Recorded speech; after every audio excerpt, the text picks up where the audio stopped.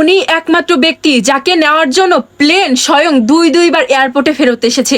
এই লোকটি হজ করার উদ্দেশ্যে বের হওয়ার পরে তার কাগজপত্রে যখন সামান্য ভুলভ্রান্তি দেখা দেয় তখন প্লেনটি ছেড়ে দেয় এবং তিনি বের হয়েছিল হজ করার উদ্দেশ্যে। এমন সময় দুইবার প্লেনে যান্ত্রিক ত্রুটি দেখা দিলে প্লেন দুইবার ফেরত আসে। তারপরে পাইলট বলে এই লোকটি না গেলে আমি প্লেনে আজকে উড্ডয়ন করব না। তারপরে এই লোকটি যখন প্লেনে ওঠে তারপরেই কিন্তু এই প্লেনটি ছাড়তে পারে। এই প্লেনটি যাচ্ছিল সব হজ যাত্রীদের নিয়ে। মহান রব্বুল আলামিন তার হজ নিজে কবুল করেছেন।